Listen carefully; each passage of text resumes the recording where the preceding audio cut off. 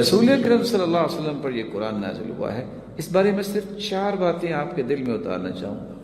زکوٰۃ 7.5 تولے سونا ہے آپ کے پاس کسی شکل میں 87 گرام، 52.5 تولے چاندی ہے 613 گرام، یا اس کے برابر نقدی ہے آپ کے پاس، کیونکہ اس وقت یہ نقدی تھی. درہم دینار سونے کا ہوتا تھا اور درہم چاندی کا ہوتا تھا. تو آپ کو 2.5% زکوٰۃ دینی ہوگی. آپ کے پاس 40 بکریاں ہیں، 1 بکری زکوٰۃ ہوگی. 30 گائے ہیں، 1 سال کا بچہ.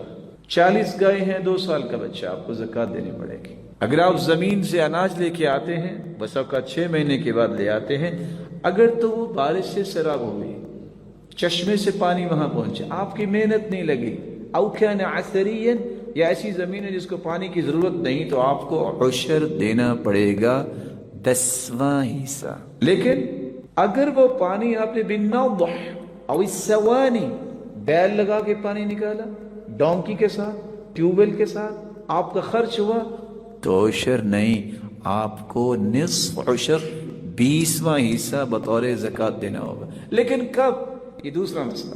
ہم اناج گھر میں رکھ لیتے ہیں، 2 کلو اس کو دے دیا، 2 کلو اس کو دے دیا. آتوا حقہ یوم حصادی، جس دن کٹائی کرتے ہو نا، پہلے اللہ کا حق دو، پھر گھر لے کے جاؤ. زکوٰۃ والا بھی کیا کرتا ہے؟ زکوٰۃ رکھ لی، سارا سال بانٹتا رہے گا. یہ تو آپ کی ہے ہی نہیں، آپ کس اصول سے اپنے پاس رکھے ہوئے ہیں؟ زکوٰۃ فرض ہوئی، فارغ ہو جاؤ. اگر اتنے ہی خیر خواہ ہو، نام کما رہے ہو کہ یہ تو سارا سال ہی زکوٰۃ دیتا ہے، تو آئندہ سال کی زکوٰۃ دو نا، رمضان میں حساب کر لینا. اللہ کے رسول کے پاس عباس رضی اللہ تعالیٰ عنہ آئے، فرمایا کہ میں رمضان میں زکوٰۃ دیتا ہوں، لیکن ضرورت اب ہے لوگوں کو. کہا اب دے دو، حساب اس وقت جا کے کر لینا. 4 غلطیاں اس وقت دور ہونی چاہیے. پہلی تو بات یہ ہے کہ کوئی ضابطے کے مطابق زکوٰۃ نہیں دیتا. بھٹے کا مالک وہ کہتا ہے میں نے فلاں مسجد میں 1 ٹرالی اینٹوں کی بھیج دی تھی، زکوٰۃ ہو گئی؟ جائز نہیں. میں نے 1 ٹرالی وہ فلاں مدرسے میں بھیج دی تھی، 1 ٹرالی میں نے فلاں غریب کو دے دی تھی.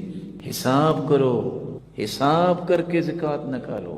ٹیکس دینے میں تو سارے شیر ہیں، 36% 40% ٹیکس دینے کے لیے تیار ہیں. جو نہ دیں تو جانتے ہیں کیا ہوتا ہے، لیکن 2.5% نہ دیں تو مال یہ حلال نہیں ہوتا، اس میں حرام پھر شامل ہو جائے گا اور بے برکتہ بھی ہو جائے گا. اور کیا ہوگا پھر؟ یہ سارے کا سارا مال بن جائے گا کنز. کنز اس مال کو کہتے ہیں جس کی زکوٰۃ نہیں دی جاتی. قیامت کے دن یہ گنجا سانپ بنے گا اور انسان کے گلے کا توق بن جائے گا. اور سانپ جو ہے گنجا اس لیے ہوگا کہ اس کی زہر اتنی ہوگی، ایک پھونک مار دے تو پوری دنیا کی ہریالی سیاہ ہو جائے. باچھوں سے پکڑے گا، ایک عذاب. فَتُقْوَى بِهَا جِبَاهُهُمْ وَجُنُوبُهُمْ وَظُهُورُهُمْ، باچھوں سے تو یہ سانپ پکڑے گا، اس کی پیشانی، اس کے پہلو اور اس کی پشت کو تپایا جائے گا جہنم کی آگ پر. حساب کر کے زکوٰۃ دیا. ایک دوسری بات، زکوٰۃ جب وقت آ جائے نکال دو.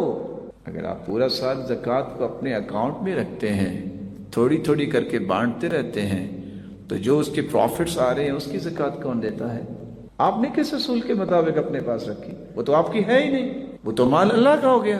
تیسری بات، زکوٰۃ کا نظام دینی مہینوں کے مطابق رکھیے. ان عدۃ الشہور عند اللہ 12 شہرا فی کتاب اللہ محرم صفر ربیع الاول. اس بنیاد پہ زکوٰۃ دیجیے. یہ 356 یا 55 دن بنتے ہیں. اگر آپ جنوری فروری کے حساب سے زکوٰۃ دیں گے 365 دن بنتے ہیں. ہر سال نہ چاہتے ہوئے بھی 9 سے 10 دنوں کی زکوٰۃ کے چور بن جائیں گے. اس لیے دینی حساب کے مطابق زکوٰۃ دیں. ایک چوتھی بات، لوگ پوچھتے ہیں بس بھول کے میں نے اکاؤنٹ جو ہے وہ کھلوا لیا اور اس میں تو سود بھی آتا ہے، اب کیا کروں؟ کسی کے پاس سود کا پیسہ ہے، وہ خود تو نہیں کھانا چاہتا، کیا کرے وہ؟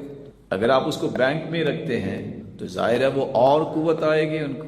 علماء امت نے اس پہ بحث کی ہے. آپ اس کو 3 کاموں پہ صرف کر سکتے ہیں.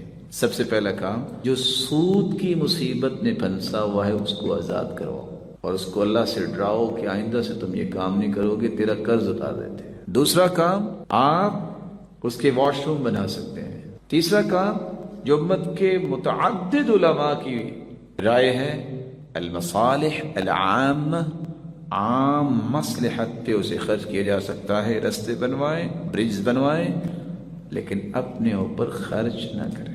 وآخر دعوانا ان الحمد للہ رب العالمین۔